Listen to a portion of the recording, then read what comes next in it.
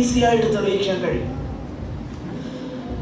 അത് വളരെ വ്യക്തമായിട്ട് നമുക്ക് മനസ്സിലാക്കാൻ കഴിയും. കാരണം പണ്ട് കാലങ്ങളിൽ ഉണ്ടായിരുന്ന പല കാര്യങ്ങൾ ഇന്ന് നഷ്ടമായി.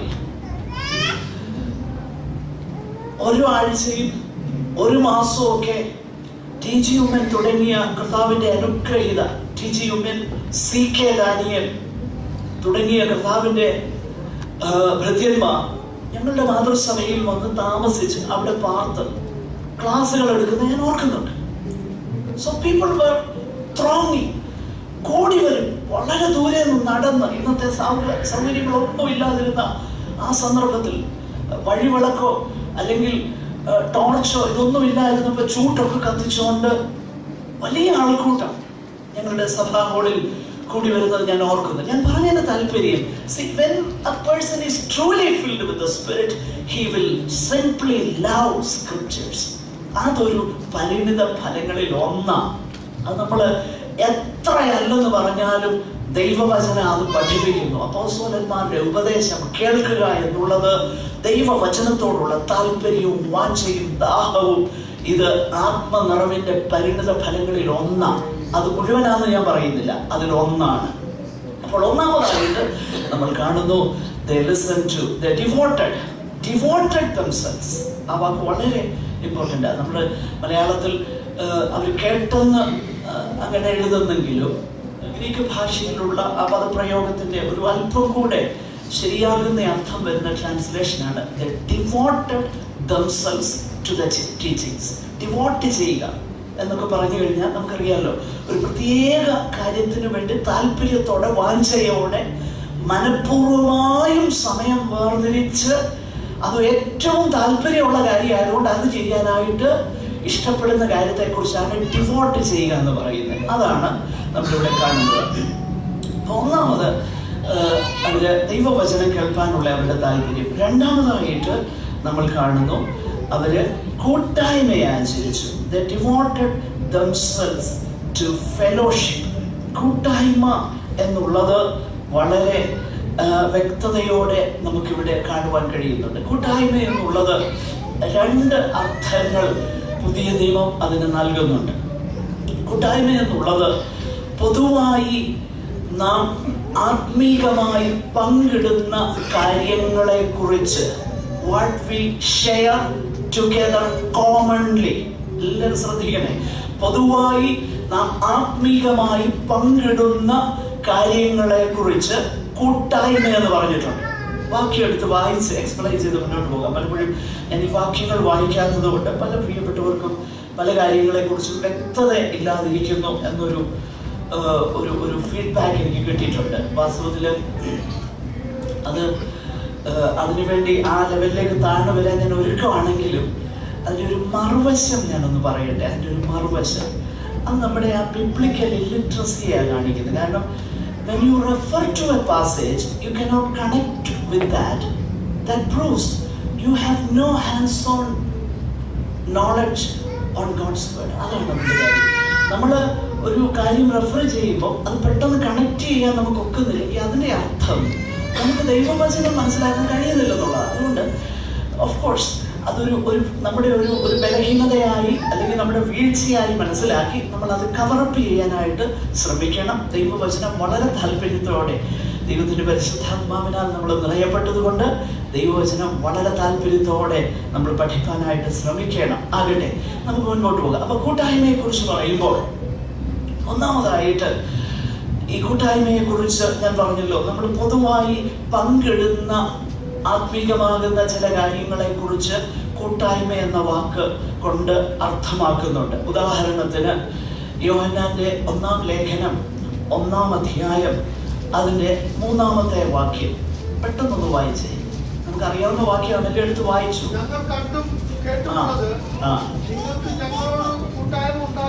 നിങ്ങൾക്ക് ഞങ്ങളോട് കൂട്ടായ്മ ഉണ്ടാകുന്നത് എന്നിട്ട് വായിച്ചു. ഞങ്ങളുടെ കൂട്ടായ്മയോ പിതാവിനോടും.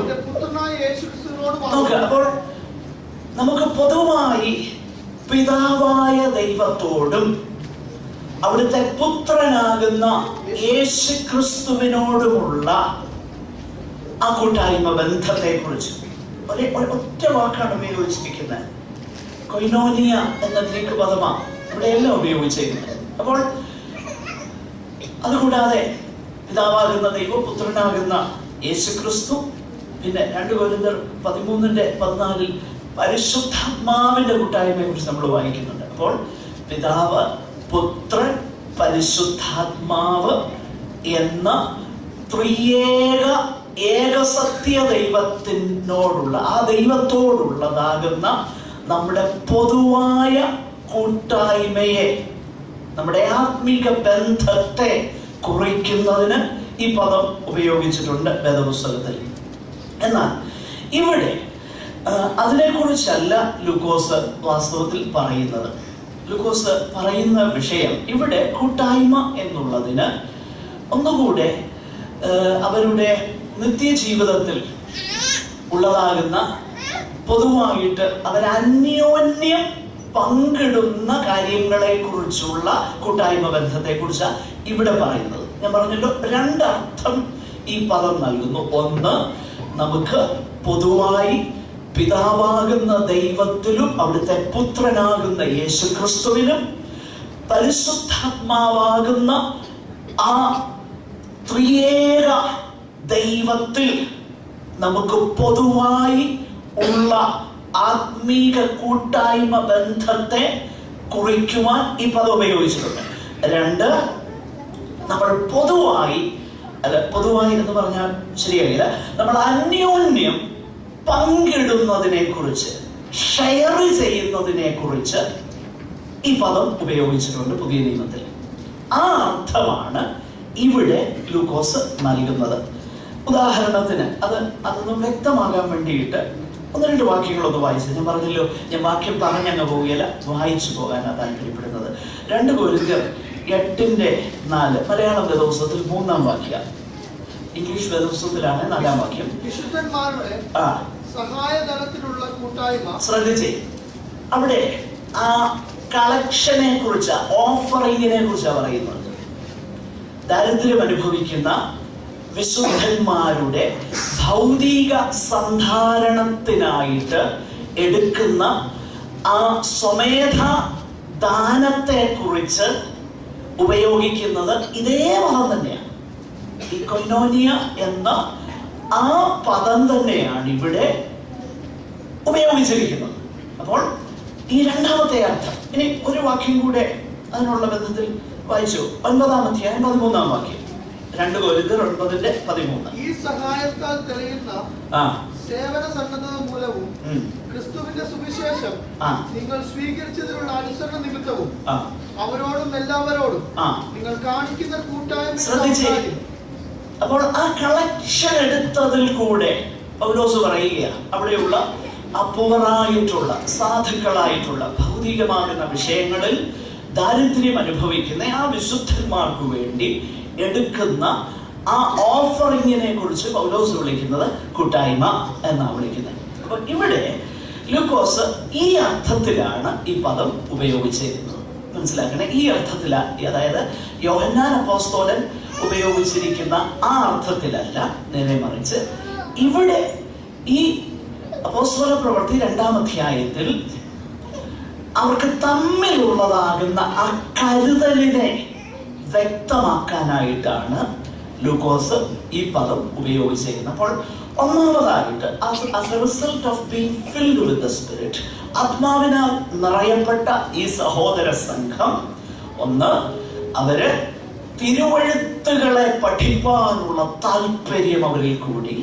2, അന്യോന്യമുള്ളതാകുന്ന കരുതലുകളിൽ അവർക്ക് വളരെ വ്യത്യാസം ഉണ്ടായി. എന്നിട്ട് എവിടെ വരെ അത് ചെന്നു എന്നുള്ളതൊന്ന് ശ്രദ്ധിച്ച് 44-45 വാക്യങ്ങളൊന്ന് വായിച്ചേ. 44-45.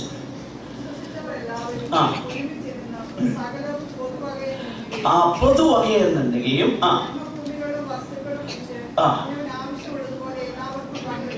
നോക്കുക, ശ്രദ്ധിച്ച്, എല്ലാവർക്കും പങ്കിടുകയും.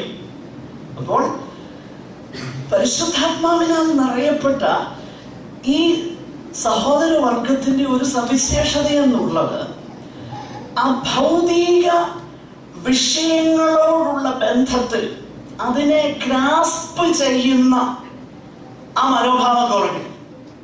മനസ്സിലായി? എന്നിട്ട് ആ സഹോദരവർഗത്തിൽ അവരുടെ ആവശ്യങ്ങളെ സന്ധിപ്പാനായി ഔദാര്യത്തോടെ കൊടുക്കാൻ തക്കവണ്ണം, എന്തിനേറെ ജന്മഭൂമി വിറ്റേച്ചു കൊടുക്കാൻ തക്കവണ്ണം ഈ സഹോദരങ്ങള് ഒരുക്കമായി തീർന്നു. നോക്കി, the more we are filled with the Spirit, എത്രത്തോളം പരിശുദ്ധാത്മാവിനാൽ നിറയപ്പെടുമോ അത്രത്തോളം അത്യാഗ്രഹം കൂടുകയല്ല. തൂമ്പ ക്രിസ്ത്യാനിറ്റി അല്ല, എല്ലാം ഇങ്ങോട്ട് പോരട്ടെ. No, giving liberally. It is more blessed to give than to receive. അതാ യേശു പഠിപ്പിച്ചത്. വാങ്ങുന്നതിനേക്കാളും കൊടുക്കുന്നത് ഏറെ നല്ലത്. ശ്രദ്ധിച്ചേ പ്രിയരെ, നമ്മളിത് മനസ്സിലാക്കണം. ഇതിനോടുള്ളതാകുന്ന ഈ ദ്രവ്യാഗ്രഹം കൂടി വരികയും ദൈവത്തോടുള്ള സ്നേഹവും ഇത് രണ്ടും ഒന്നിച്ചു പോകില്ല. ഇത് രണ്ട് പോളിൽ നിൽക്കുന്ന കാര്യമാണ്. ദൈവത്തോടുള്ള സ്നേഹം വർദ്ധിക്കുമ്പോൾ മാമോനെ സെർവ് ചെയ്യാൻ നമ്മൾ ഒരുക്കാകത്തില്ല. മാമോനെ നമ്മൾ മനസ്സിലാക്കണം. മാമോനെ നമ്മുടെ കാൽക്കൽ വെച്ച് നല്ല ഒരു ദാസനാക്കുന്ന മനോഭാവത്തിലേക്ക് വരും. ഇവിടെ ഇതാ അവരുടെ ഭൗതികമാകുന്ന വിഷയങ്ങളിൽ വളരെ ലിബറലായി. ഇനി ഈ വാക്യം ഞാൻ കഴിഞ്ഞ ആഴ്ച പറയുകയുണ്ടായി, അല്പം ഡിസ്റ്റർബ് ചെയ്യുന്ന വാക്യങ്ങളാ. അങ്ങനെയാണെങ്കിൽ നമുക്ക് ന്യായമായിട്ടൊരു സംശയം തോന്നും. അങ്ങനെയാണെന്നുണ്ടെങ്കിൽ ആത്മനിറവിന്റെ ഫലമായിട്ട് വസ്തുവകയും വീടും ഒക്കെ വിൽക്കണ്ടായോ? ന്യായമായൊരു ചോദ്യമാണ്. അപ്പൊ നമ്മളത് ദൈവവചന പ്രകാരം ഒന്ന് പരിശോധിക്കാം. ടു ബി ഷുവർ, നിശ്ചയമായിട്ടും ഇന്നും കർത്താവ് പല ശിഷ്യന്മാരെയും അവരുടെ വസ്തുവകകൾ വിറ്റ് സുവിശേഷവേല ചെയ്യുവാൻ വിളിക്കപ്പെട്ട അനേക ക്രിസ്തു ശിഷ്യന്മാരെ എനിക്ക് പേഴ്സണലിയും അറിയാം, അല്ലാതെ ക്രിസ്തു സഭയുടെ ചരിത്രത്തിൽ എനിക്ക് പരിചയമുണ്ട്. ഒരിക്കൽ നമ്മുടെ വാഴ്ത്തപ്പെട്ടവനാകുന്ന കർത്താവിന്റെ അടുക്കൽ ഒരു ഒരു ഒരു ന്യായശാസ്ത്രിയാകുന്ന മനുഷ്യൻ വന്നേച്ചു, ഒരു നിത്യജീവനെ പ്രാപിക്കാന് ഞാൻ എന്നാ ചെയ്യേണ്ടത്? ഉടനെ കർത്താവ് പറഞ്ഞു, എന്തോ നിന്റെ കൈ തന്നിട്ടുണ്ടല്ലോ പുസ്തകം തന്നിട്ടുണ്ടല്ലോ, അതിനകത്ത് എഴുതിയേക്ക് പ്രമാണിച്ചാൽ മതി, നിനക്ക് ജീവൻ കിട്ടും. കാരണം അവയെ ചെയ്യുന്നവൻ അയാൾ ജീവിക്കുമെന്നല്ലേ ന്യായപ്രമാണം നിന്റെ കയ്യിലുണ്ട്, അത് ചെയ്യും, നീ ജീവിക്കും. ഉടനെ അവൻ പറഞ്ഞ മറുപടി, അയ്യോ അത് ഞാന് ചെറുപ്പം മുതലേ ചെയ്യുന്നതാണ്. നമ്മൾ വായിക്കുന്നത് ഒരു സുവിശേഷകൻ രേഖപ്പെടുത്തിയിരിക്കുന്നത് ഇങ്ങനെ, യേശു അവനെ നോക്കി എന്നിട്ട് പറയുന്നത് ഇങ്ങനെ, അവനെ സ്നേഹിച്ചെന്ന് പറഞ്ഞേച്ച് എന്നിട്ട് പറഞ്ഞു, നീ പോയിട്ട് നിനക്കുള്ളതെല്ലാം വിറ്റ് ദരിദ്രർക്ക് കൊടുത്തേച്ചു വാ, എന്നിട്ട് എന്നെ അനുഗമിക്കുക എന്ന് പറഞ്ഞു. പിന്നെ നമ്മൾ വായിക്കുന്നതുവാ, ഒരു ഭയങ്കര സമ്പത്തുള്ളവനായതുകൊണ്ട് അവൻ വിഷമിച്ച് മടങ്ങിപ്പോയി. നോക്കിയ അപ്പോൾ നിശ്ചയമായിട്ടും ഇത് ക്രിസ്തു സഭയുടെ ചരിത്രത്തിൽ ഇതിന് ഒത്തിരി എക്സാമ്പിൾസ് ഉണ്ട്. ഏറ്റവും നല്ല എക്സാമ്പിൾ എനിക്ക് നൽകാൻ കഴിയുന്നത് സിറ്റി സ്റ്റഡ് എന്ന അനുഗ്രഹീതനാകുന്ന മിഷണറിയെ കുറിച്ച്.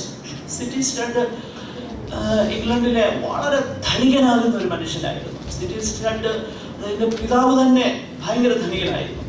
ബക്കിംഗ്ഹാം പാലസിന് തുല്യമാകുന്ന ഒരു വലിയ കൊട്ടാര സദൃശ്യമാകുന്ന വീട്ടിലാണ് ഇദ്ദേഹം ജനിച്ചു വളർന്നത്. D.L. മൂഡിയുടെ സുവിശേഷീകരണ ക്യാമ്പയിനിൽ ഇദ്ദേഹത്തിന്റെ പിതാവ് ക്രിസ്തുവിലേക്ക് വന്നു. സിറ്റി സ്റ്റഡ് ആ പശ്ചാത്തലത്തിലാണ് വളർന്നത്. പ്രായമായി കഴിഞ്ഞ് വലിയ സ്വത്ത് ഇൻഹെറിറ്റ് ചെയ്തു. പക്ഷെ ഈ കർത്താവ് തന്നെ വിളിച്ചു സുവിശേഷ വേലയ്ക്ക് വേണ്ടി പോകാൻ. ആദ്യം ചൈനയിലേക്കാണ് പോയത്. താൻ ആദ്യം ചെയ്ത കാര്യം ഈ സ്വത്തെല്ലാം വിറ്റിട്ട് ഇതിൽ കൂടെ കിട്ടിയ സകല പണവും ചൈനയിൽ പോകാൻ വേണ്ടി കൊണ്ടുപോകല്ല ചെയ്തത്. അന്ന് ഇംഗ്ലണ്ടിൽ വളരെ ദൈവം ഉപയോഗിച്ച ഒരു വ്യക്തിയാണ് സൽവേഷൻ ആർമിയുടെ സ്ഥാപകൻ എന്നറിയപ്പെടുന്ന, പേരാർക്കെങ്കിലും അറിയാം, വില്യം ബൂത്ത്. വില്യം ബൂത്തിന് കൊടുത്തേച്ച് ഈ കർത്താവിന്റെ ദാസൻ ചൈനയിലേക്ക് പോയി. ഒത്തിരി വർഷങ്ങൾ അവിടെ താമസിച്ചു, പ്രവർത്തിച്ചു. പിന്നീട് അദ്ദേഹം ആഫ്രിക്കയിലേക്ക് പോയി.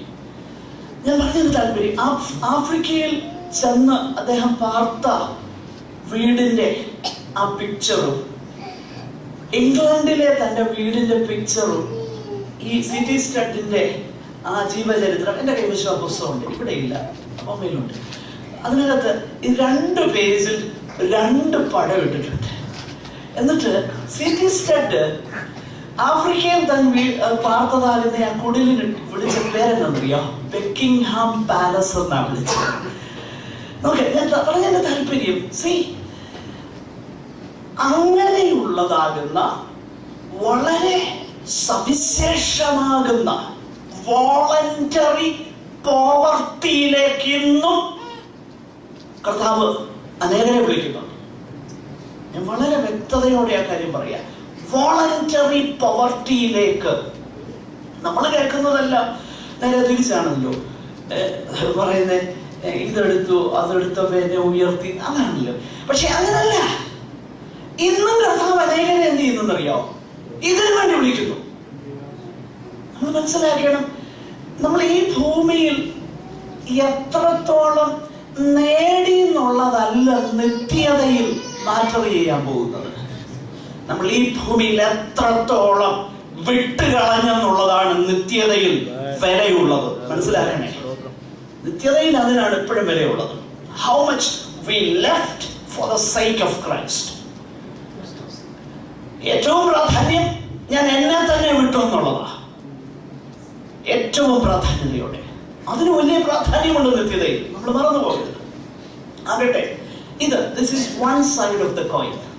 അപ്പോൾ ഇന്നും നിശ്ചയമായിട്ടും കർത്താവ് ഈ നിലയിൽ അനേകരെ വിളിക്കുന്നുണ്ട്.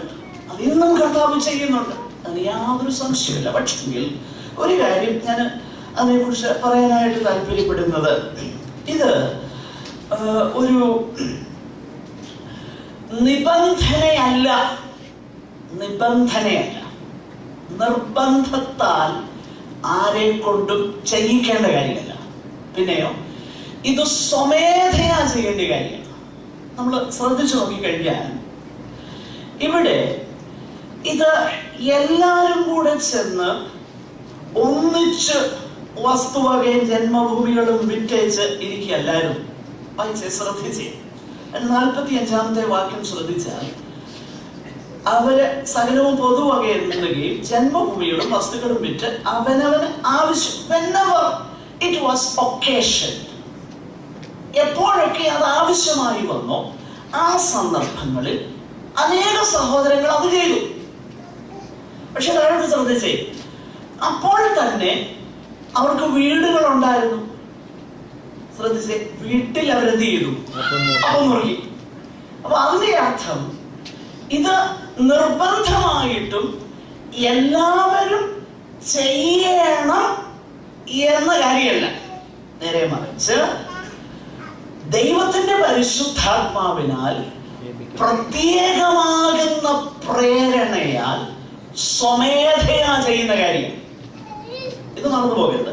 ഇനി നമ്മൾ അനനിയാസിന്റെ സഫീറയുടെയും കാര്യം എടുത്തു കഴിഞ്ഞാൽ ആ കാര്യം വളരെ വ്യക്തമാകും. നമ്മൾ ഈ പറയുന്ന വിഷയം, കാരണം ഇത് വോളണ്ടറി കാര്യമാണെന്നുള്ളത് നമ്മൾ മനസ്സിലാകാൻ വേണ്ടിയിട്ട് ആ കാര്യം ഒന്ന് ശ്രദ്ധിച്ചാൽ മനസ്സിലാവും. അതിന്റെ 5-ാമത്തെ അധ്യായത്തിലേക്ക് വരുമ്പോൾ 4-ാം വാക്യത്തിൽ നമ്മൾ വായിക്കുന്നതാകുന്ന ഒരു കാര്യമുണ്ട്. കാരണം അതിന്റെ പശ്ചാത്തലം നമുക്കറിയാം. വിറ്റ് അപ്പോസ്തലന്മാരുടെ കാലുകൾ കൊണ്ട് വെക്കുമ്പോൾ അനന്യാസ് എന്ന പുരുഷൻ തന്റെ ഭാര്യയായ സഫീരയോടുകൂടെ ഒരു നിലം വെച്ചു. ഭാര്യയുടെ അറിവോടെ കുറെ എടുത്തു വെച്ചു. ഒരാവശ്യം കൊണ്ടുവന്ന് അപ്പോസ്തലന്മാരുടെ കാലുകൾ വെച്ചു. അപ്പോൾ പത്രോസ് അനന്യാസെ പരിശുദ്ധാത്മാവിനോട് വ്യാജം കാണിപ്പാനും നിലത്തിന്റെ വിലയിൽ കുറെ എടുത്തു വെപ്പാനും സാത്താൻ നിന്റെ ഹൃദയം കൈവശമാക്കിയതെന്ത്? 4-ാം വാക്യം, അത് വിൽക്കും മുമ്പേ. അപ്പോൾ അനനിയാസിന് തനിക്കുള്ളതാകുന്ന പ്രൈവറ്റ് പ്രോപ്പർട്ടിയിന്മേൽ എന്ത് ചെയ്യണമെന്ന് പരിപൂർണ സ്വാതന്ത്ര്യം ഉണ്ടായിരുന്നു. അല്ലാതെ അപ്പോസ്തലന്മാര് പറഞ്ഞ് വിറ്റേച്ചു വന്നൊന്നും പറഞ്ഞേച്ചു വന്ന് വിറ്റൊന്നുമല്ല. പരിപൂർണ സ്വാതന്ത്ര്യം ഉണ്ടായിരുന്നു. എന്ത് വിറ്റ് കഴിഞ്ഞിട്ടും ഇതാരേതായിരുന്നു? നിന്റേതല്ലായിരുന്നു. അപ്പൊ വിൽക്കുന്നതിന് മുൻപും വിറ്റ ശേഷവും അതെന്നാ ചെയ്യേണ്ടത് എന്നുള്ളത് തീരുമാനിക്കാൻ, നിശ്ചയിക്കാനുള്ള സമ്പൂർണ്ണ സ്വാതന്ത്ര്യം അന്യാസനുണ്ടായിരുന്നു. നിർബന്ധത്താലല്ല. നിർബന്ധത്താൽ പോയി ഇത് വിൽക്കണം എന്ന ഒരു നിബന്ധന അനുസരിച്ചൊരു കാര്യം ചെയ്യുകയല്ലായിരുന്നു. നേരെ മറിച്ച് സ്വതന്ത്രമായി തീരുമാനിച്ച് ചെയ്ത കാര്യം. അനനിയാസിന്റെയും സഫീറയുടെയും വിഷയത്തിൽ അവര് മുഴുവൻ പണവും അപ്പോസ്തലന്മാരുടെ കാൽക്കൽ കൊണ്ടുവന്നില്ലെന്നുള്ളതല്ലായിരുന്നു വിഷയം. പിന്നെന്തായിരുന്നു വിഷയം എന്നറിയാമോ? അല്പം കൊണ്ടുവന്നേച്ച് മുഴുവൻ കൊണ്ടുവന്നു എന്ന വ്യാജം കാണിച്ചു എന്നുള്ളതായിരുന്നു അവരുടെ കുറ്റം. മനസ്സിലാക്കണേ. അല്ലാതെ മുഴുവൻ പണവും കൊണ്ടുവന്നില്ല എന്നുള്ളതല്ല അവരുടെ കുറ്റം. അത് നമ്മൾ മനസ്സിലാക്കണം. അത് ഇഷ്ടം കൊണ്ടുവരില്ല, വേണ്ട. പക്ഷെങ്കിൽ മുകളിൽ ബർന്നബാസൊക്കെ ചെയ്തതുപോലെ അവരെ പോലെ ഒരു പേര് വേണം. പക്ഷേ ഇത് മുഴുവൻ കൊണ്ട് കൊടുക്കാൻ മനസ്സില്ല. ബർന്നബാസിന്റെ കൂട്ടൊക്കെ അവ നല്ല മനുഷ്യനായിരുന്നു. അയ്യോ, ആ നല്ല മനുഷ്യൻ, പ്രബോധനപുത്രൻ എന്നൊക്കെ വിളിയൊക്കെ കേട്ട് കഴിഞ്ഞപ്പോ ഇവർക്കും തോന്നി. പ്രിയരെ, ഇവിടെയാണ് പ്രശ്നം. അല്ലാതെ ആ അവരുടെ വസ്തുവക അവർ കൈവശം വെച്ചു എന്നുള്ളതല്ല അനന്യാസിന്റെയും സഫീറയുടെയും വിഷയം. അത് നമ്മൾ മനസ്സിലാക്കണം. അപ്പോൾ ഈ വേദഭാഗം ഒരിക്കലും ഈ വസ്തുവകകള് എല്ലാവരും വിൽക്കണം എന്ന നിബന്ധനയല്ല നൽകുന്നത്. നേരെ മറിച്ച് അത് ചെയ്യാനുള്ള സ്വാതന്ത്ര്യമുണ്ട്. As and when necessary, as and when one is led by the Spirit of God to doing so. എപ്പോഴൊക്കെ ആ നിലയിൽ ആ കാര്യം ചെയ്യുവാനായി ദൈവത്തിന്റെ പരിശുദ്ധാത്മാവിനാൽ സെൻസിറ്റീവായിട്ടുള്ള ഒരു വ്യക്തി നയിക്കപ്പെടുമ്പോൾ. അപ്പോൾ ഒരു കാര്യം മനസ്സിലാക്കണം. എന്നാൽ അതിന്റെ മറ്റൊരു വശം കൂടെ ഞാൻ പറഞ്ഞ് മുൻപോട്ട് പെട്ടെന്ന് പോകട്ടെ. പഴയ നിയമപ്രകാരവും നമ്മൾ വായിക്കുന്നത് ദരിദ്രരെ സഹായിപ്പാനും ദരിദ്രരുടെ ഭൗതിക വിഷയങ്ങളിൽ അതിനെ സന്ധിക്കാനുമുള്ളതാകുന്ന പ്രമാണം ഓൾഡ് ടെസ്റ്റ്മെന്റിൽ നമ്മൾ വായിക്കുന്നുണ്ട്. എന്തൊക്കെയാണ് അവർ ചെയ്യേണ്ടതെന്നുള്ളത് നമ്മൾ പഴയ നിയമത്തിൽ വായിക്കുന്നു.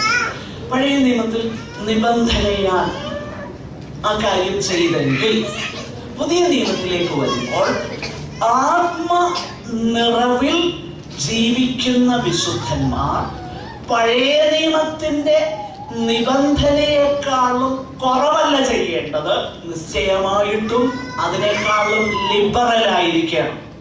മനസ്സിലായോ?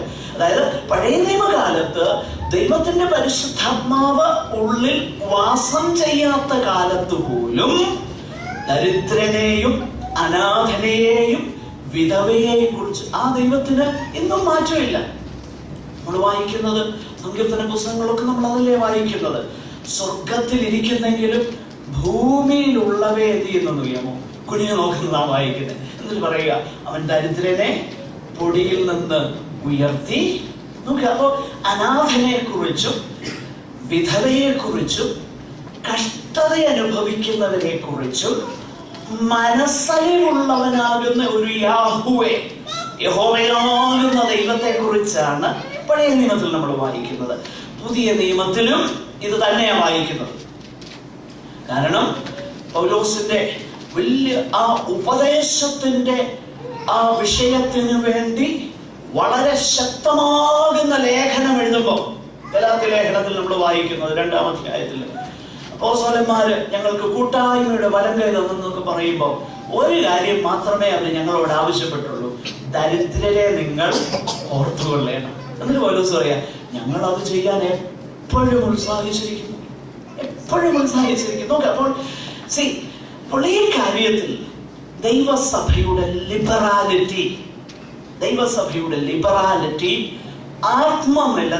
ആത്മനിറവിന്റെ ഫലങ്ങളിൽ ഒന്നാണ് എന്ന കാര്യം നമ്മൾ മറന്നുപോകരുത്. അപ്പോൾ ആത്മനിറവിന്റെ ഫലമായിട്ട് ഈ കാര്യം ദൈവസഭയിൽ സംഭവിക്കുന്നത് നമ്മൾ വായിക്കുന്നു. അടുത്തതായിട്ട് നമ്മൾ വായിക്കുന്നു, അവര് ഉല്ലാസവും ഹൃദയപരമാർത്ഥതയും പൂണ്ട് ഭക്ഷണം കഴിക്കുകയും വീട്ടിലൊപ്പം തുറക്കുകയും. മുകളിലത്തെ 46-ാം വാക്യം, ദിനംപ്രതി ദേവാലയത്തിൽ കൂടി വരികയും ചെയ്തു എന്ന് പറഞ്ഞാൽ അവരുടെ ക്രിസ്തീയ ജീവിതം എന്ന് പറയുന്ന ഒരു ഡേ ടു ഡേ അഫെയർ ആയിരുന്നു. ഹോളിഡേയ്സ് ഒന്നും ഇല്ലായിരുന്നു. എവ്രി ഡേ, എല്ലാ ദിവസവും ദിനംപ്രതി അവർ ആ കൂട്ടായ്മയിൽ ഒന്നിച്ചു കൂടി വരുന്നതിൽ അവർ ഉത്സാഹമുള്ളവരായിരുന്നു. ആകട്ടെ, അത് മാത്രമല്ല, അവര് സന്തോഷത്തോടെ ഉല്ലാസത്തോടെ എന്ത് ചെയ്തെന്നറിയാമോ? ഉല്ലാസത്തോടെ അവര് അവിടെ വായിക്കുന്നത് എന്തുവാ? ഉല്ലാസവും ഹൃദയപരമാർത്ഥതയും പോണ്ട്. അപ്പൊ അവര് വളരെ സന്തോഷത്തോടെയായിരുന്നു അവരുടെ കൂട്ടായ്മ. ഡള്ളല്ലായിരുന്നു. ആത്മനിറവിന്റെ ഒരു സവിശേഷതകളിൽ ഒന്ന് ഡള്ളല്ല. It is not dull either. ചുമ്മാതെ ഈ ശവപ്പെട്ടിയുടെ മുന്നിൽ ഇരിക്കുന്ന ഒന്നുമല്ല, സ്പോണ്ടേനിയസ് ജോയ് ആയിരുന്നു. കാരണം ആത്മാവിന്റെ ഫലത്തിന്റെ ഒരു ഭാഗം എന്തുവാ? സന്തോഷമാണ്. നമ്മൾ ദൈവത്തിൽ ഉടനീളം അത് വായിക്കുന്നുണ്ട്. വീണ്ടും ജനിക്കുന്നത് തന്നെയാണ് സന്തോഷം. ഒരു പാവി രക്ഷിക്കപ്പെട്ടാൽ എവിടെ സന്തോഷം ഉണ്ടാവുന്ന പറയുന്നത്? സ്വർഗത്തിൽ സന്തോഷം ഉണ്ടാകുന്ന. പിന്നെ ഒരു പാപി രക്ഷിക്കപ്പെടുമ്പോൾ അവന് സന്തോഷം ഉണ്ടാവുന്ന പറയുന്നത്. കാരണം പരിശുദ്ധാത്മാവിന്റെ സന്തോഷത്തെ കുറിച്ചാണ് തെസ്സലോനിക്ക ലേഖനത്തിൽ നമ്മൾ വായിക്കുന്നത്. മാത്രമല്ല, നമ്മൾ ദൈവത്തിന്റെ വചനത്തിൽ യേശു കർത്താവിനെ കുറിച്ച് വിശേഷിപ്പിച്ചിരിക്കുന്ന ഇങ്ങനെയാണ്. കർത്താവിന്റെ സാൽവേഷനെ കുറിച്ച് സകല ജനത്തിനും ഉണ്ടാകാനുള്ള മഹാസന്തോഷം. അപ്പൊ രക്ഷയെന്നുള്ളത്, വീണ്ടും ജനനം എന്നുള്ളത്, ആത്മീയ ജീവിതം എന്നുള്ളത് ഒരു ഡൾ അഫെയർ അല്ല എന്ന് നമ്മൾ മനസ്സിലാക്കി. ഒരു ഡൾ അഫെയർ അല്ല, സന്തോഷമുള്ളതാണ്. എന്തിനേറെ, പഴയ നിയമത്തിൽ പോലും, അതായത് ദൈവത്തിന്റെ പരിശുദ്ധാത്മാവ് ഉള്ളിൽ വാസം ചെയ്യാത്ത ചിലരുടെ മേൽ മാത്രം ചില സന്ദർഭങ്ങളിൽ വന്നുപോയിരുന്ന ആ സമയത്ത് പോലും വളരെ സന്തോഷത്തോടു കൂടിയാണ് അവർ ദൈവം. അതിന് ഒത്തിരി വാക്യങ്ങളുണ്ട്, ഞാൻ അങ്ങോട്ടൊന്നും പോകുന്നില്ല, സമയമില്ലാത്തതുകൊണ്ട്. ആകട്ടെ, ഒന്ന്, so joyful was their assembly. അവർ ഒരുമിച്ച് കൂടി വരുന്നത് സന്തോഷത്തോടെ. അതേസമയം തന്നെ നമ്മൾ വായിക്കുന്നുണ്ട് 43-ാമത്തെ വാക്യത്തിൽ, എല്ലാവർക്കും ഭയമായി, ഒരു റെവറൻഷ്യൽ ഫിയർ ആയിരുന്നു. ഓക്കെ, സന്തോഷം. ഭവനത്തിലപ്പം തുറക്കുന്നു, ഹാളിൽ പോയി ഒന്നിച്ചു കൂടി വരുന്നു, ഫോർമലായിട്ടും ഇൻഫോർമലിയും അവർ കൂടി വരുന്നു. സന്തോഷം. പിന്നെ റെവറൻഷ്യൽ ഫിയർ, ഭയം. ഇതെല്ലാം ആത്മനിറവിന്റെ ഫലമായിട്ടുണ്ടാകേണ്ടതാണ്. നമുക്കിന്ന് ഈ വന്നുപോയ, അതായത് വരുന്നൊരു വിഷയം എന്നറിയാം, ഈ നമ്മൾ ഈ സമുദായക്കാരെന്നൊക്കെ വിളിക്കുന്നവർക്കൊക്കെ അവർക്ക് കുറഞ്ഞ പക്ഷം പള്ളി എന്നൊക്കെ പറഞ്ഞാലൊക്കെ വലിയ ഭയ. പള്ളി എന്നൊക്കെ പറഞ്ഞാൽ വലിയ ഭയ. പള്ളികളിൽ ഇരുന്ന് മൊബൈൽ ഫോൺ കോൾ അറ്റൻഡ് ചെയ്യുന്നവര് ഉണ്ടോ? എനിക്ക് തോന്നുന്നില്ല ഉണ്ടെന്ന്. അതേസമയം നമ്മുടെ സഭാഹോളിലും, ഞാൻ ഒരു ഉദാഹരണം പറഞ്ഞാണേ, ക്ഷമിക്കണേ പ്ലീസ്.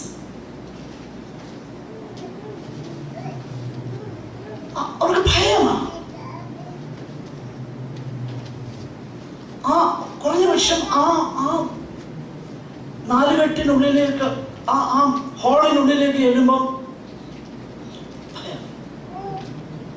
പക്ഷെ നമ്മുടെ വന്ന് കുറച്ചാൾ മുമ്പേ ഞങ്ങൾ പറയും, ഉദാഹരണമൊക്കെ പറയുന്നത് എനിക്ക് ഇഷ്ടമുണ്ടായിട്ട് പറയല്ല, എങ്കിലും അങ്ങ് പറയാം. ഇഷ്ടമുണ്ടായിട്ട് പറയല്ല, ശവമടക്കം നടത്തിക്കൊണ്ടിരുന്നപ്പോ ഓഫ് കോഴ്സ് അബദ്ധം പറ്റിയതായിരിക്കാം.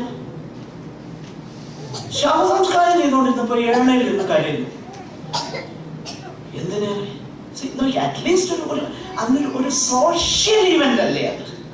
ഒരു സോഷ്യൽ ഇവന്റ്, അതിൻ്റെതാകുന്ന ഒരു സാങ്ക്ടിറ്റിയും ഒരു സോളംറ്റി, ഒരു ഗൗരവം അതിന് കൊടുക്കേണ്ടേ?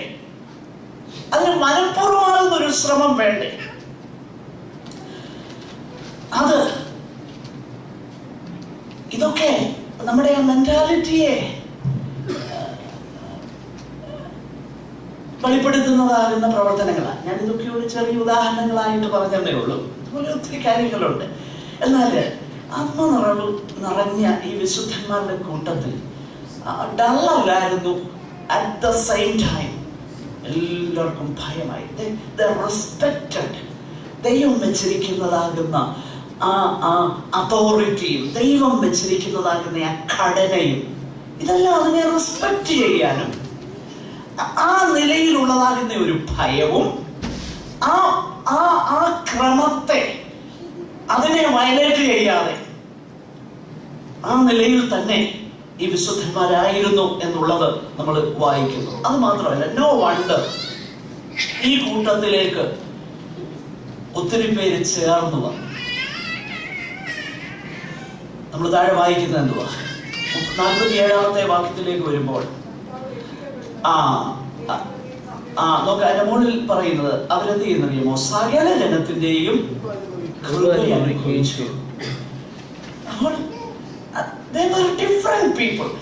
ആ വ്യത്യസ്തത നമുക്ക് കാണാൻ കഴിയുമായിരുന്നു. ജനത്തിന് ആ വ്യത്യസ്തത കാണാൻ കഴിയായിരുന്നു. അതുകൊണ്ടാണ് സകല ജനത്തിന്റെയും കൃപ എന്ത് ചെയ്യുന്നറിയാമോ? അവരനുഭവിച്ചു. കോമൺ മാൻ, പുറത്തുള്ളവന്റെ അവരുടെ ഫേവർ ഈ ദൈവജനത്തിനുണ്ടായിരുന്നു. ഇത് നമ്മൾ മനസ്സിലാക്കണം. ആ കോമൺ മാന്റെ ഫേവർ, അവരവരിൽ നിന്നും വ്യത്യസ്തരാണ്. അതിന് യാതൊരു വ്യത്യാസമില്ല. അവരവരോട് ഇടകലർന്നില്ല. അതേസമയം തന്നെ അവരെന്ത് ചെയ്യുന്നറിയാമോ? സകലജനത്തിന്റെയും കൃപ അനുഭവിച്ചു. They found favor with the people. അങ്ങനെ ആയി കഴിഞ്ഞപ്പം കർത്താവ് എന്ത് ചെയ്യുന്നറിയാമോ? കർത്താവ് തന്നെ സഭയോട് അനേകരെ ചേർക്കാൻ തുടങ്ങി. പ്രിയമുള്ളവരെ, നമ്മൾ നമ്മെ തന്നെയൊക്കെ ഒന്ന് ശോധന ചെയ്യേണ്ട കാലം കഴിഞ്ഞിരിക്കുകയാണ്. നമ്മൾ മനസ്സിലാക്കണം. അപ്പൊ ദൈവത്തിന്റെ പരിശുദ്ധാത്മാവിനാൽ ഈ കാര്യങ്ങൾ സംഭവിച്ചതായിട്ടും ഇത് നമ്മുടെ ഉപദേശത്തിന് വേണ്ടി എഴുതിയിരിക്കുന്നതായിട്ട് നമ്മൾ ഗ്രഹിക്കുകയും ദൈവവചനത്തിന്റെ മുൻപാകെ നമ്മളെ തന്നെ ഭയത്തോടെ സമർപ്പിക്കുകയും വേണം. ആകട്ടെ, തുടർന്നുള്ളതാകുന്ന കാര്യങ്ങൾ വളരെ പെട്ടെന്ന് പറഞ്ഞ് എൻ്റെ ഇന്നത്തെ ഈ കാര്യം അവസാനിപ്പിക്കുവാനായിട്ട് ഞാൻ താല്പര്യപ്പെടുക. അപ്പോൾ ഈ 47 വരെയുള്ളതാകുന്ന വാക്യങ്ങൾ, 42 മുതൽ 47 വരെയുള്ളതാകുന്ന വാക്യങ്ങൾ, it is the effect of Pentecost. പെന്തക്കോസ്റ്റിന്റെ പരിണിത ഫലങ്ങളെ കുറിച്ചാണ് ലൂക്കോസിന്റെ പറഞ്ഞിരിക്കുന്നത്. അടുത്ത അധ്യായങ്ങളിലേക്ക് വരുമ്പോൾ, അതിൻ്റെ 3ഉം 4ഉം അധ്യായങ്ങളിലേക്ക് വരുമ്പോൾ അവിടെ നമ്മൾ വായിക്കുന്നത് ഒരു വലിയ ഒരു പീഡനം ദൈവജനത്തിന് നേരെ വരുന്നതായിട്ടാണ് നമ്മളോട് വായിക്കുന്നത്. അപ്പോസ്തല പ്രവൃത്തിയിൽ 3 നിലയിലുള്ളതാകുന്ന സഭയ്ക്കെതിരെയുള്ളതാകുന്ന ആയുധങ്ങൾ പിശാച് ഉപയോഗിക്കുന്നത് നമ്മൾ വായിക്കുന്നുണ്ട്. ഈ അധ്യായങ്ങളിൽ ഒരു പ്രാവശ്യം മാത്രമേ പിശാചിനെ പേരെടുത്ത് പറഞ്ഞിട്ടുള്ളൂ. അതേത് അധ്യായമാണെന്നറിയോ? 5-ാമത്തെ അധ്യായത്തിൽ സാത്താൻ നിന്റെ ഹൃദയത്തിൽ കടന്നത് അല്ലേ? 5-ാമത്തെ അധ്യായത്തില് കൈവശമാക്കിയത് നോക്ക. അപ്പൊ പേരെടുത്ത് പിശാചിനെ ഒരു പ്രാവശ്യമേ ഈ അധ്യായങ്ങളിൽ പറഞ്ഞിട്ടുള്ളൂ. ഈ 3 മുതൽ 6 വരെയുള്ള അധ്യായങ്ങളിൽ പറഞ്ഞിട്ടുള്ളെങ്കിലും പരിശുദ്ധാത്മാവിന്റെ പ്രവർത്തനം ശക്തിയോടെ സംഭവിക്കുമ്പോൾ അതിന്റെ മറുവശത്ത് പിശാചിന്റെ പ്രവർത്തനവും നമുക്ക് കാണാൻ കഴിയുന്നുണ്ട്. 3 നിലകളിലുള്ളതാകുന്ന ആയുധങ്ങളാണ് പിശാച് ആദിമ സഭയ്ക്കെതിരെ ഉപയോഗിച്ചത്. അന്ന് തൊട്ട് ഇന്ന് വരെ പ്രധാനമായിട്ടും ഈ 3 ആയുധങ്ങളാണ് ഉപയോഗിക്കുന്നത്. അവസാനം വരെയും ഈ 3 ആയുധങ്ങളാണ് ഉപയോഗിക്കുന്നത്. വെളിപ്പാട് പുസ്തകത്തിലും ഇത് തന്നെയാണ് നമ്മൾ വായിക്കുന്നത്. ആ സകലതിൻ്റെയും കൺസ്യൂമേഷനിലേക്ക് വരുമ്പോഴും ഈ 3 ആയുധങ്ങൾ ദൈവസഭയ്ക്കെതിരെ ഉപയോഗിക്കുന്നത് നമ്മൾ കാണുന്നുണ്ട്. 3 വെപ്പൺസ്. അതിലൊന്ന് ഫിസിക്കൽ പെർസിക്യൂഷനാണ്. അതായത് ശാരീരികമാകുന്ന പീഡനം, ശാരീരികമായിട്ടോ അല്ലെങ്കിൽ മാനസികമായിട്ടോ പീഡനം. ഇത് പിശാച് സഭയ്ക്കെതിരെ ഉപയോഗിച്ചിരുന്ന അല്ലെങ്കിൽ ഉപയോഗിച്ച, ഇന്നും ഉപയോഗിക്കുന്ന ഒരായുധം. രണ്ടാമത്തെ ആയുധം എന്ന് പറയുന്നത് മോറൽ കോംപ്രമൈസ്. ധാർമ്മികമായി ചില കാര്യങ്ങളിൽ സന്ധി ചെയ്യുന്നതാകുന്ന അല്ലെങ്കിൽ സന്ധി ചെയ്യിപ്പിക്കുന്ന ഒരായുധം. അത് നമ്മൾ അനന്യാസിന്റെ സഫീറയുടെയും കേസിൽ പഠിക്കും. നമ്മളിതാണ് തുടർന്ന് പഠിക്കാൻ പോകുന്ന വിഷയം. അനന്യാസിന്റെയും സഫീറയുടെയും കേസിൽ ഇതാണ് നമ്മൾ വായിക്കുന്നത്. അവിടെ കാണുന്നത് എന്തുവാ? ഡിസീറ്റ്ഫുൾനെസ്, കപടഭക്തി, മോറൽ കോംപ്രമൈസ്. പകുതി കൊണ്ട് വിട്ടേച്ച്, കുറെ എടുത്തു വെച്ചേച്ച്, എല്ലാവരുടെയും മുന്നിൽ ഭയങ്കര ത്യാഗം ചെയ്തവനായിട്ടുള്ള അഭിനയം, ഹിപ്പോക്രസി, കാപട്യം, അകത്തൊന്ന് പുറത്തു വേറെയൊന്ന്. ഇത് ചെയ്യാനുള്ള പ്രേരണ. ഇത് ഭയങ്കര റിയലാണ്. ഇത് ഭയങ്കര റിയലാണ് കേട്ടോ. ഇത് ഭയങ്കര ഇഫക്റ്റീവായിട്ടുള്ള ഒരു വെപ്പണാണ്. അന്ന് തൊട്ട് ഇന്ന് വരെ പിശാച് എപ്പോഴും എക്കണോമിക്കലായിട്ടാ ആയുധം ഉപയോഗിക്കുന്നത്. ചുമ്മാ കയറി എപ്പോഴും പെർസിക്യൂഷൻ ഒന്നും കൊണ്ടുവരികയൊന്നുമില്ല. എല്ലാവർക്കും പേടി പെർസിക്യൂഷനാ. ടു ബി ഷുവർ, എന്നോട് നിങ്ങൾ ചോദിച്ചാൽ പെർസിക്യൂഷൻ പേടിയാന്ന് ചോദിച്ചാൽ ഞാൻ പേടിയാണെന്ന് തന്നെ പറയും. സംശയമൊന്നുമില്ല. എന്നെ പിടിച്ച് അടിക്കുകയും കൊല്ലുകയും I am afraid about it. എനിക്ക് പേടിയാ, സത്യം എനിക്ക് പേടിയാ. പക്ഷെങ്കിൽ ഞാൻ അതിനേക്കാളും ഭയപ്പെടുന്നത് ഇതാ. അതിലും ഭയപ്പെടുന്നത് ഇതാ. കാരണം അതിന് വലിയ ഡാമേജ് ഒന്നും എന്റെ നിത്യതയോടുള്ള ബന്ധത്തിൽ ചെയ്യാൻ കഴിയുന്നില്ല. കാരണം ശരീരത്തെ കൊന്നേച്ച് ദേഹിയെ തൊടാൻ കഴിയാത്ത മനുഷ്യരെ കൊന്നാലും കർത്താവിന്റെ സാന്നിധ്യത്തിലേക്ക് പോകും. കർത്താവിന്റെ ദാസൻ വി എ തോമസ് വളരെ അളന്നു കുറിച്ച കുറിക്കുകൊള്ളുന്ന, ശാന്തമാകുന്ന നിലയിൽ നിന്ന് കുറിക്കുകൊള്ളുന്ന വാക്ക് ഉപയോഗിക്കും. ഞാൻ ഓർക്കുന്നുണ്ട്, വലിയ സമുദായക്കാരുടെയൊക്കെ കൂട്ടമൊക്കെ നിൽക്കുമ്പോൾ വളരെ ശാന്തമായിട്ട് കുറിക്കുമ്പോൾ അങ്ങനെ ഒരു സന്ദർഭത്തിൽ അവിടെയുള്ള യഹോവക്കാരെല്ലാം കൂടെ കല്ലെറിയാനായിട്ട് പാസ്റ്റർ വി എ തോമസിനെ കല്ലെറിയാൻ വേണ്ടി അവര് ഒരുങ്ങി. 1-2 ചെറിയ ഡിസ്റ്റർബൻസും ഉണ്ടാക്കി. ഉടനെ അദ്ദേഹം പറഞ്ഞതാകുന്ന ഒരു വാക്ക്, ആ സംഭവം ഞാൻ സാക്ഷ്യം വഹിച്ചതല്ല, പറഞ്ഞു കേട്ടതാണ്. അദ്ദേഹം പറഞ്ഞതാകുന്ന ഒരു വാക്കിതാ: എന്റെ പ്രിയപ്പെട്ടവരെ, നിങ്ങൾ എന്നെ എറിഞ്ഞാൽ. അദ്ദേഹം വളരെ അശുഭമാകുന്നൊരു വളരെ ചെറിയൊരു മനുഷ്യനായിരുന്നു. എഴുന്നേറ്റ് നിൽക്കാൻ തന്നെ വളരെ പല സന്ദർഭങ്ങളിൽ അദ്ദേഹം ഇരുന്ന് പ്രസംഗിക്കുന്നതാണ്. വളരെ ചെറുപ്പത്തിൽ തന്നെ ശരീരമായി വളരെ ക്ലേശങ്ങൾ അനുഭവിച്ചിട്ടുണ്ട് കർത്താവിന്റെ. 50 വയസ്സാകുന്നതിന് മുൻപേ മരിച്ചുപോയി. അദ്ദേഹം പറഞ്ഞതാകുന്ന ഒരു വാക്ക് ഇങ്ങനെയാ: എന്നെ എറിഞ്ഞു കഴിഞ്ഞാൽ നോക്കി. ആദ്യം പറഞ്ഞു, നിങ്ങൾക്ക് എന്നെ എറിയാൻ തോന്നുമോ എന്ന് ചോദിച്ചു. അപ്പൊ തന്നെ എറിയാൻ വന്നവർ പലരും അവരുടെ ഗ്യാസ് ഔട്ടായി. പിന്നെ പറഞ്ഞു, എന്നെ എറിഞ്ഞ ഞാൻ വീട്ടിൽ പോകും, നിങ്ങൾ കൂട്ടിലും പോകും, ജയിലിൽ പോകുന്നത്. അതുകൊണ്ട് ചിന്തിച്ചിട്ട് വേണം എന്നെ എന്ന് പറഞ്ഞ പോലെ ഇത് പ്രിയമുള്ളവരെ, മാക്സിമം ഫിസിക്കൽ ടോർച്ചറിന് ഇത്ര ചെയ്യാൻ കഴിയത്തുള്ളൂ. We go to our home. അതല്ലേ സ്തെഫാനോസ് പറഞ്ഞത്, സ്വർഗം തുറന്നിരിക്കുന്നത്, യേശു മഹിമയുടെ വലതു ഭാഗത്ത് നിൽക്കുന്നതും ഞാൻ കാണുന്നു. ഫിസിക്കൽ ടോർച്ചറിന് പ്രത്യേകിച്ചൊന്നും ചെയ്യാനില്ല. church has down through the centuries weathered the storm of persecution triumphantly.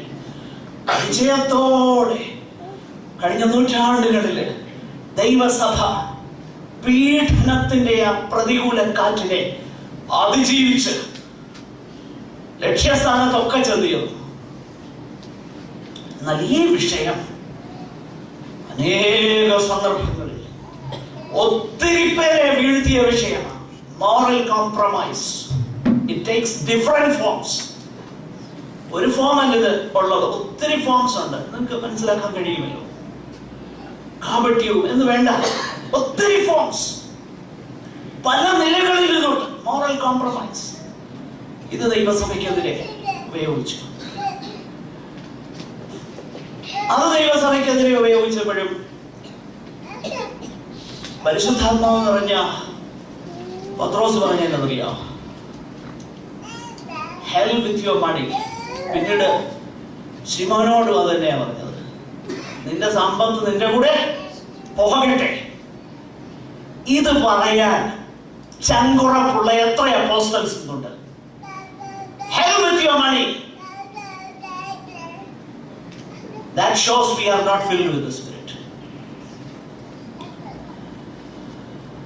പ്രിയരെ, ഇത് നമ്മൾ മനസ്സിലാക്കണം. അവർക്ക് അതൊന്നും അല്ലായിരുന്നു വിഷയം. നീ പണം കൊണ്ടുവന്ന് കഴിഞ്ഞാൽ ഓർഡിനേഷൻ മേടിച്ചോണ്ട് തരാമെന്ന് പറഞ്ഞാൽ നോട്ട് വിത്ത് പീറ്റർ, പത്രോസിന്റെ അടുത്ത് നടക്കുകയല്ലത്. പണം കൊണ്ടുവന്നേച്ച് ഓർഡിനേഷൻ മേടിക്കാമെന്നുള്ളത് 8-ാം അധ്യായത്തിലാണ് നമ്മൾ കാണുന്നത്. ഈ ആയുധം മോറൽ കോംപ്രമൈസ് ദൈവസഭയ്ക്കെതിരെ ഉപയോഗിക്കുന്ന നമ്മൾ വായിക്കുന്നു. 3, ദൈവസഭയ്ക്കെതിരെ ഉപയോഗിച്ചതുമാകുന്ന മറ്റൊരായുധമാണ് ദുരുപദേശം, ഫോൾസ് ഡോക്ട്രിൻ. ഇതെവിടെയാണ് നമ്മൾ കാണുന്നത്? ഭയങ്കര ട്രിക്കിയാണ് പിശാചിന്റെ കാര്യങ്ങൾ. 6-ാം അധ്യായത്തിൽ നമ്മൾ കാണുന്നു. നമ്മൾ പിന്നീട് അത് വിശദമായിട്ട് ചിന്തിക്കും, ഞാൻ പറഞ്ഞു പോകാം. 6-ാം അധ്യായത്തിൽ നമ്മൾ കാണുന്ന ഒരു കാര്യമുണ്ട്, ഒരു ചെറിയ ഇഷ്യൂ. എബ്രായ വിശ്വാസികളും ഗ്രീക്ക് ഭാഷ സംസാരിക്കുന്ന ആ സഹോദരങ്ങളും തമ്മിൽ ഒരു ചെറിയ ഇഷ്യൂ. ഇത്രയേ ഉള്ളൂ വിഷയം. ഞങ്ങളുടെ വിധവമാരെ ദിനംപ്രതിയുള്ളതാകുന്ന ശുശ്രൂഷകളിൽ ഉപേക്ഷയായി വിചാരിക്കുന്നു. പക്ഷെ അവിടെ താഴോട്ട് നമ്മൾ വായിച്ചു നോക്കി ഞാൻ ഒരു കാര്യം വ്യക്തമാണ്. അവിടുത്തെ പിശാചിന്റെ ലക്ഷ്യം എന്തായിരുന്നു അറിയാമോ? പിശാചിന്റെ ലക്ഷ്യം വേറൊന്നുമല്ല. പിശാചിന്റെ ലക്ഷ്യം അപ്പോസ്തലന്മാർ വന്ന് ഇത് ചെയ്യണമെന്നായിരുന്നു. പക്ഷേ നോട്ട് വിത്ത് പീറ്റർ. പത്രോസ് പറയുന്ന ഒരു കാര്യമുണ്ട്, ഞങ്ങള് ഈ ശുശ്രൂഷ വിട്ടേച്ച് മേശകളിൽ ദൈവവചനം ഉപേക്ഷിച്ചിട്ട് മേശകളിൽ ശുശ്രൂഷിക്കുന്നത് യോഗ്യമല്ല. മേശകളിലെ ശുശ്രൂഷ കുറഞ്ഞത് കൊണ്ടല്ല പറഞ്ഞത്, കുറഞ്ഞ കാര്യമല്ല, അങ്ങനല്ല ഉദ്ദേശിച്ചത്. പക്ഷെ ഞങ്ങളുടെ കോളിംഗ് ഇതാ, ഇറ്റ് ഈസ് അവർ കോളിംഗ്. ഞങ്ങളെ ഈ കോളിംഗിൽ നിന്ന് മാറ്റി മേശ ശുശ്രൂഷിക്കാനുള്ള അടവാണെന്ന് ഞങ്ങൾക്കറിയാം, പക്ഷെ നോട്ട് വിത്ത് അസ്. മനസ്സിലായോ? അങ്ങനെ സംഭവിച്ചാൽ എന്നോ പറ്റുമെന്നറിയോ? ഉപദേശം കൊടുക്കാനില്ലെങ്കിൽ സഭ തന്നെ നശിച്ചോളൂ. സഭ തന്നെ നശിച്ചോളൂ. അതിനെ പ്രത്യേകിച്ച് ആരും നശിപ്പിക്കേണ്ട കാര്യമില്ല. ഇന്ന് ആത്മീകമാകുന്ന മൂല്യച്യുതി എന്നൊക്കെ നമ്മൾ വിളിച്ചു പോകാറുണ്ടല്ലോ. കാരണം എന്താ? കാരണം ഇതാ, no true teaching found in churches today. ദൈവവചനത്തിന്റെ ഉപദേശമില്ല, പഠിപ്പിക്കലില്ല, അത് കേൾക്കാൻ ആളുമില്ല, താല്പര്യമില്ല.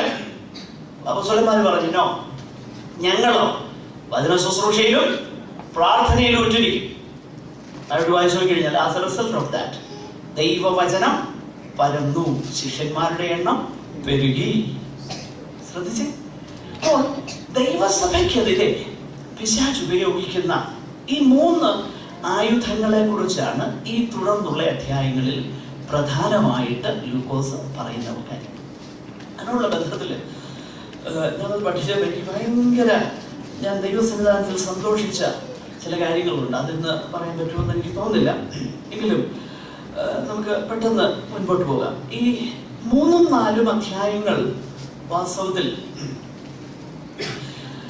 ഇതിന് രണ്ടാമത്തെ അധ്യായത്തിൽ കാണുന്ന അതേ മാതൃകയിലാണ് രേഖപ്പെടുത്തിയിരിക്കുന്നത്. ഉദാഹരണത്തിന് പ്രാരംഭ വാക്യങ്ങളിൽ 3-ാം അധ്യായം 1 മുതൽ 10 വരെയുള്ള വാക്യങ്ങളിൽ I assume you read it. ഞാനങ്ങ് അസ്യൂം ചെയ്യുക. കാരണം പല സഹോദരന്മാരും എന്നോട് പറഞ്ഞു നേരത്തെ വായിച്ചു കേട്ട് വരാൻ വേണ്ടി ഏത് അധ്യായമാണെന്നൊക്കെ പറയണമെന്ന് അറിയാമല്ലോ. അപ്പൊ അതുകൊണ്ട് അത് വായിച്ചെന്ന് ഞാനങ്ങ് മനസ്സിലാക്കാം. അല്ലെ ഒരിക്കലും വായിച്ചിട്ടുണ്ടാവില്ലോ. 1 മുതൽ 10 വരെയുള്ളതാകുന്ന വാക്യങ്ങൾ ശ്രദ്ധിച്ചു കഴിഞ്ഞാൽ അവിടെ സംഭവിച്ചൊരു കാര്യത്തെ കുറിച്ച് ലൂക്കോസ് രേഖപ്പെടുത്തുക. 2-ാമത്തെ അധ്യായത്തിലും ഇത് തന്നെ നമ്മൾ വായിക്കുന്നുണ്ട്. പെന്തക്കോസ്ത് ദിവസം 2-ാം അധ്യായത്തിൽ 1 മുതൽ 13 വരെയുള്ളതാകുന്ന വാക്യങ്ങളിൽ സംഭവിച്ച കാര്യങ്ങളെ കുറിച്ച് രേഖപ്പെടുത്തി.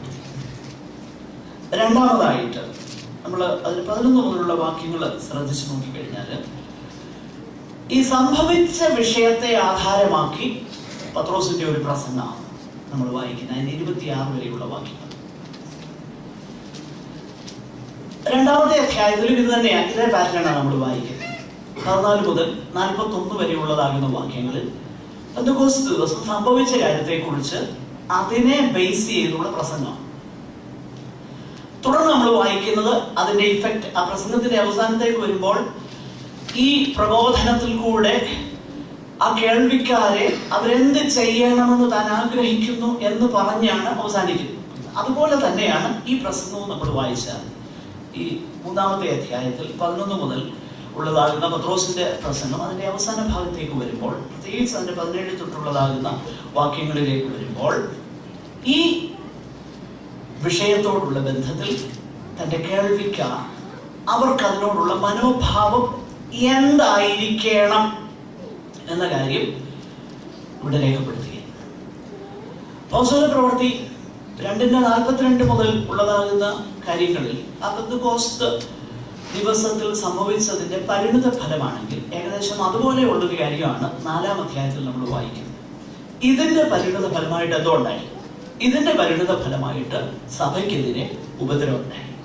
നോക്കിയേ, ഇതേ ഘടനയാണ് 2-ാം അധ്യായം അതുപോലെ 3-4 അധ്യായങ്ങളുടെ ഘടന, അതിന്റെ ആ ലിറ്റററി സ്റ്റൈൽ ഏകദേശം ഒരുപോലെ. ഇത് ഒന്ന് മനസ്സിലാകാൻ വേണ്ടി ഞാൻ പറഞ്ഞതേ ഉള്ളൂ. ആകട്ടെ, നമുക്ക് മുൻപോട്ട് പോകാം. ഈ കാര്യം 1 മുതൽ 10 വരെയുള്ളതാകുന്ന വാക്യങ്ങളിൽ നമ്മൾ വായിക്കുന്നതാകുന്ന വിഷയം ഈ മുടന്തൻ സൗഖ്യമാകുന്നതിനെ കുറിച്ച് ലൂക്കോസ് വളരെ മാറ്റർ ഓഫ് ഫാക്ട്ലി എത്ര മണിക്കാണ് ഇത് സംഭവിച്ചത് എന്നുള്ളത്. ഒരിക്കൽ പത്രോസും യോഹന്നാനും 9-ാം മണി നേരം പ്രാർത്ഥനാ സമയത്ത് ദൈവാലയത്തിലേക്ക് ചെല്ലുമ്പോൾ, മലയാളം ദിവസത്തിലെ 9-ാം മണി നേരം എന്ന് പറയുന്നത് ഇത് ജൂവിഷ് റെക്കണിങ് മലയാള ദിവസത്തിന്. ലൂക്കോസിന്റെ പ്രത്യേകിച്ച് NIV ഒക്കെ നിങ്ങൾ പരിശോധിച്ച് നോക്കിക്കഴിഞ്ഞാൽ 3 in the afternoon എന്നാണ് വായിക്കുന്നത്. 9-ാം മണി നേരം എന്ന് പറഞ്ഞാൽ ഉച്ച കഴിഞ്ഞ് റോമൻ റെക്കണിങ് അനുസരിച്ച്, റോമാക്കാരുടെ അവര് സമയത്തെ നോക്കുന്നതനുസരിച്ച് ഉച്ച കഴിഞ്ഞ് 3-ാമത്തെ മണിനേരത്താണ്. അങ്ങനെ അവിടെ സംഭവിച്ചതാകുന്ന ഒരു അത്ഭുതത്തെ കുറിച്ച് പറയുമ്പോൾ ജനനം തൊട്ട് തന്നെ മുടന്തനായിട്ടുള്ള ഒരു മനുഷ്യനെ, സംഭവം നമുക്കറിയാമല്ലോ, അതിനെക്കുറിച്ച് ഞാൻ വിശദീകരിക്കുന്നില്ല. എന്നാൽ അവിടെ ഒരു കാര്യം, ഇതൊരു സ്പെക്ടാക്കുലർ മിറക്കിൾ, ഈ മേക്ക് ബിലീവ് മിറക്കിളോ ഇന്ന് നമ്മൾ കാണുന്നത് പോലെ ഇങ്ങനെ കൈവച്ചേച്ച് കണ്ടില്ലേ, ഇങ്ങനെ കണ്ടോ, ഒന്നായത് ഒരുപോലെ ആയത് കണ്ട, ഇതൊന്നും അല്ലായിരുന്നു. ഇത് വളരെ സ്പെക്ടാക്കുലറാണ്. കാരണം ലൂക്കോസ് പറയുന്നത് ജനനം തുടങ്ങിയവനാരായിരുന്നു, മുടന്തനായിരുന്നു. പിന്നീട് 4-ാം അധ്യായത്തിൽ നമ്മൾ വായിക്കുന്നുണ്ട് ഏകദേശം 40 വയസ്സ് ഉണ്ടായിരുന്ന ആളാണ്. യഹൂദന്മാരുടെ പാരമ്പര്യം അനുസരിച്ച്, അവരുടെ ചിന്തയനുസരിച്ച് ഈ ആംസ് ഗിവിംഗ്, ഭിക്ഷ കൊടുക്കുക എന്ന് പറയുന്നത് അവരുടെ ഒരു പ്രധാനപ്പെട്ട കാര്യമാണ്. അതുകൊണ്ട് തന്നെ ഒത്തിരി ഭിക്ഷക്കാർ അവിടെ ഉണ്ടാകുക പതിവാണ്. അങ്ങനെയുള്ള ഒരുവനായിരുന്നു. ആകട്ടെ, എന്നാൽ പത്രോസും യോഹന്നാനും ദൈവാലയത്തിലേക്ക് ചെല്ലുമ്പോൾ ഇവന് എന്തെങ്കിലും കിട്ടുമെന്ന് കണ്ട് പത്രോസിനെയും യോഹന്നാനെയും സൂക്ഷിച്ചു നോക്കിക്കൊണ്ടിരുന്നപ്പം പത്രോസ് പറയുന്നതാകുന്ന വാക്കുകളാണ്: ഞങ്ങൾക്ക് വെള്ളി പൊന്നും ഇല്ല, ഞങ്ങൾക്കുള്ളത് നിനക്ക് തരും. ഒരിക്കല് തോമസ് അക്വീനാസ് എന്ന് പറയുന്ന വിശുദ്ധൻ, ഒരു സഭാപിതാവ്, അന്നത്തെ പോപ്പ്, ഇന്ന് പോപ്പ് എന്ന് പറയുന്നെങ്കിലും അത്ര അധപതിച്ചിട്ടില്ലാത്ത കാലഘട്ടത്തിലാണ്. അപ്പൊ അന്ന് അദ്ദേഹത്തിന്റെ പേര് ഞാൻ ഓർക്കുന്നില്ല, വായിച്ച തോമസ് അക്വീനാസ് ആണെന്നാണ് എൻ്റെ ഓർമ്മ. ആ പോപ്പ് തോമസ് അക്വീനാസിനോട് പറഞ്ഞു, നോക്ക്, പത്രോസും യോഹന്നാനും ഒക്കെ പറഞ്ഞു വെള്ളിയും പൊന്നും നമുക്കില്ലെന്ന്. പക്ഷെ നോക്കി, നമുക്ക് ഇന്ന് ഇഷ്ടം പോലെ വെള്ളിയും പൊന്നും ഉണ്ട്. തോമസ് അക്വീനാസ് പറഞ്ഞ മറുപടി രേഖപ്പെടുത്തിയിരിക്കുന്നത് എങ്ങനെയാ: ശരിയാണ് പിതാവേ, അന്ന് പത്രോസിനും യോഹന്നാനും വെള്ളിയും പൊന്നും ഇല്ലായിരുന്നു. പക്ഷേ അവർക്ക് മറ്റൊന്നുണ്ടായിരുന്നു, അതുകൊണ്ട് മുടങ്ങൻ സൗഖ്യമായി. പക്ഷെ നമുക്കിന്ന് വെള്ളിയും പൊന്നും ഒക്കെ ഉണ്ട്, അതുകൊണ്ട് അത് നമുക്കിന്ന് ഇല്ല എന്ന് പറഞ്ഞത് എവിടെയോ വായിച്ചത് ഞാൻ ഓർക്കുന്നുണ്ട്. ഞാൻ സന്ദർഭവശാൽ പറഞ്ഞതേ ഉള്ളൂ. എനിവേ, നമ്മുടെ വിഷയം അതൊന്നുമല്ല. ഈ വിഷയം അപ്പോസ്തല പ്രവൃത്തിയിൽ 2-ാം അധ്യായത്തിൽ പെന്തക്കോസ്ത് നാളിൽ സംഭവിച്ചതുപോലെ തന്നെ ആ കൂടി വന്ന ഇത് കണ്ടു നിന്നവർ പരിഭ്രമിച്ച് വിസ്മയം കൊണ്ട് ഓടിക്കൂടാനായിട്ട് ഇടയാക്കിയ ഒരു വിഷയം. ഈ വിഷയത്തെ ബേസ് ചെയ്തുകൊണ്ട് പത്രോസ് ലീഹ നൽകുന്നതാകുന്ന ഒരു പ്രസംഗമാണ് അതിന്റെ 11 മുതൽ 26 വരെയുള്ളതാകുന്ന വാക്യങ്ങളിൽ നമ്മൾ വായിക്കുന്നത്. ഇവിടെ ഈ പ്രസംഗം നമ്മൾ വായിച്ചു നോക്കിയാൽ, നിങ്ങളുടെ വീട്ടിൽ പോയൊന്ന് ശ്രദ്ധയോടെ ആ വേദഭാഗം വായിച്ചു നോക്കിയാൽ, ഇവിടെയും പത്രോസ് ചെയ്യുന്ന കാര്യം ഒന്ന് ശ്രദ്ധിക്കണം.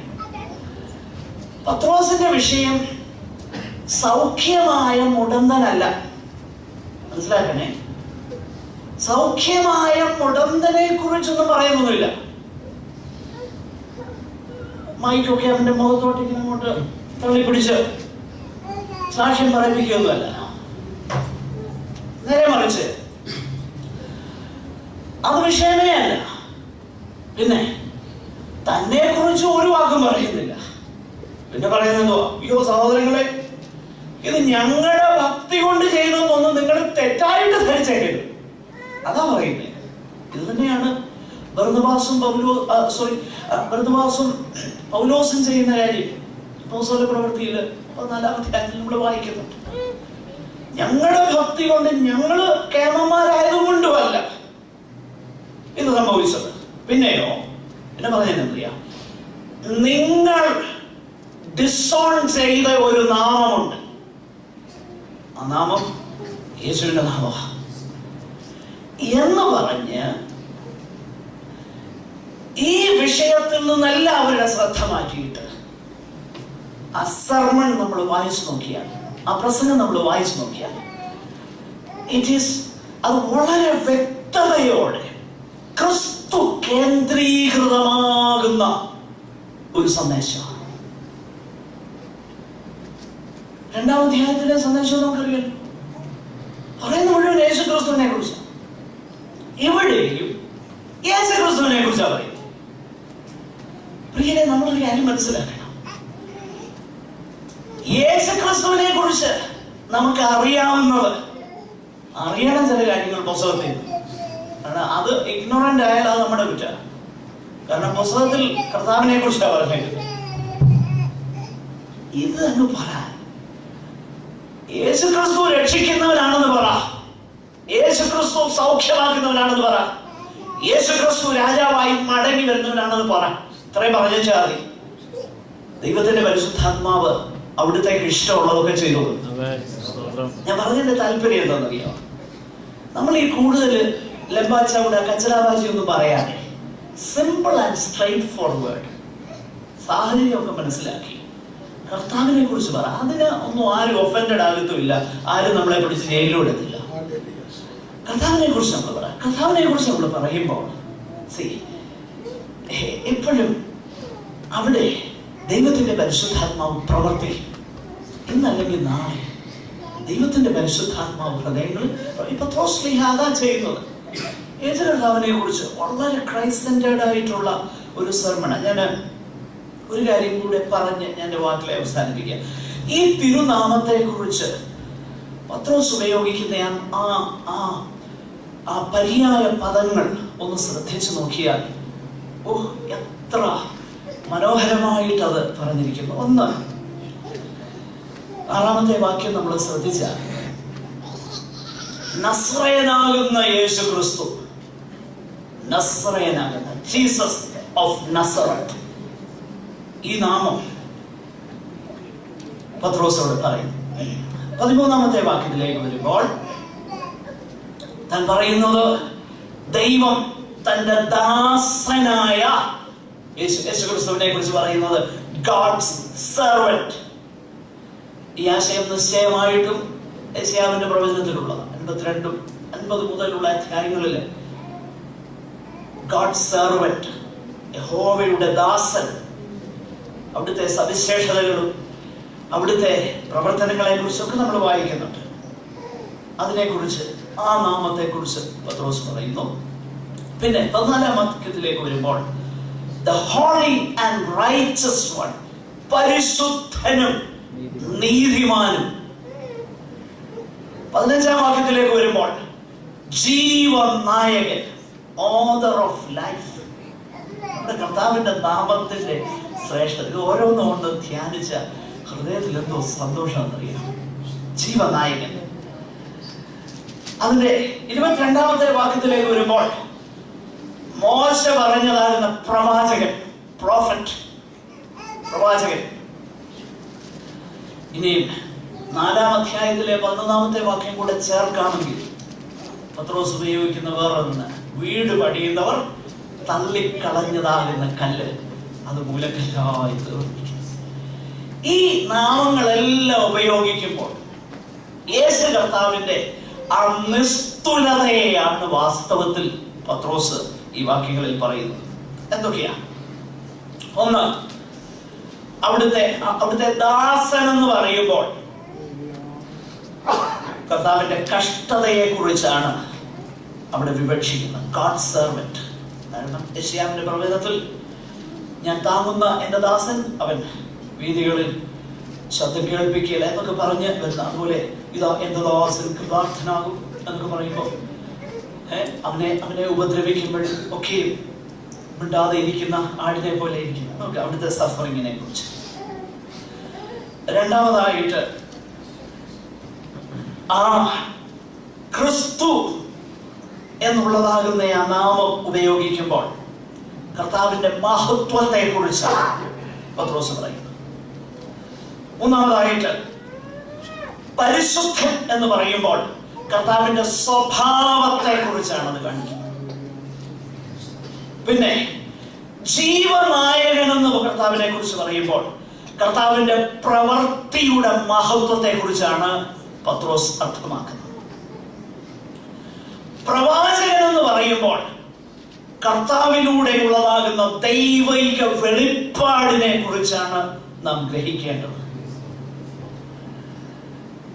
വീട് പണിയുന്നവർ തള്ളിക്കളഞ്ഞ കല്ല് എന്ന് പറയുമ്പോൾ യേശു കർത്താവിൽ കൂടെയുള്ള വീണ്ടെടുപ്പിനെ കുറിച്ച് ആണ് നമ്മൾ മനസ്സിലാക്കുന്നത്. ഈ കാര്യങ്ങളൊക്കെ പിന്നീട് ഞാൻ വിശദീകരിക്കാം. വിശേഷിച്ച് പഴയ നിയമത്തോടുള്ള ബന്ധത്തിൽ ഈ അധ്യായങ്ങളിൽ നമ്മൾ കാണുന്ന നിവർത്തീകരണത്തെ കുറിച്ച് എനിക്ക് ആ പഠനം ഒരു കർത്താവിന്റെ ഭൃത്യൻ എഴുതിയ എഴുത്തിൽ നിന്നും അത് ഞാൻ മനസ്സിലാക്കിയപ്പോൾ എനിക്ക് ഭയങ്കര സന്തോഷം തോന്നി. അത് നിങ്ങളുമായിട്ട് ഷെയർ ചെയ്യുവാൻ ഞാൻ ആഗ്രഹിക്കുന്നുണ്ട്. ഓരോ വാക്യവും എടുത്ത് നമ്മളൊന്ന് പഠിക്കും. കർത്താവിനെ കുറിച്ച് ഞാൻ പറഞ്ഞതിന്റെ രത്നം ചുരുക്കം ഇതാണ്. ഇവിടെ കർത്താവിനെ കുറിച്ചുള്ളതാകുന്ന സന്ദേശം നമ്മുടെ കണ്ണുകളെ അടയ്ക്കാൻ വാസ്തവത്തിൽ ദൈവത്തിന്റെ പരിശുദ്ധാത്മാവ് വരുമ്പോൾ ചെയ്യുന്ന ഇതൊക്കെയാണ്. അവൻ എനിക്കുള്ളതിൽ നിന്ന് എടുത്ത് നിങ്ങൾക്ക് അറിയിച്ചു തരുന്നതിനാൽ എന്നെ മഹത്വപ്പെടുത്തും. ഏത് നാമത്തിനും മീതെയുള്ള സകല മുഴങ്കാലും മടങ്ങുന്ന ആ യേശുവിൻ്റെ തിരുനാമം നമ്മുടെ നാവിന്മേൽ എടുക്കുവാൻ ദൈവം നമുക്ക് ഭാഗ്യം തന്നതിനാൽ കർത്താവിനോട് നന്ദിയുള്ളവരാകാം. ഹല്ലേലൂയ. പാപികളും ദോഷികളും അഭക്തരുമായിരുന്ന നമ്മെ ആ തിരുനാമത്താൽ രക്ഷിച്ച് അവിടുത്തെ മക്കളാക്കിയല്ലോ. അവിടുത്തെ വലിയ നിയോഗം നമുക്ക് തന്നല്ലോ. നമുക്ക് നന്ദിയുള്ളവരായി കർത്താവിനെ സേവിക്കാം. ഈ വചനങ്ങളാൽ ദൈവം നമ്മെ അനുഗ്രഹിക്കട്ടെ. സഹോദരന്മാരുടെ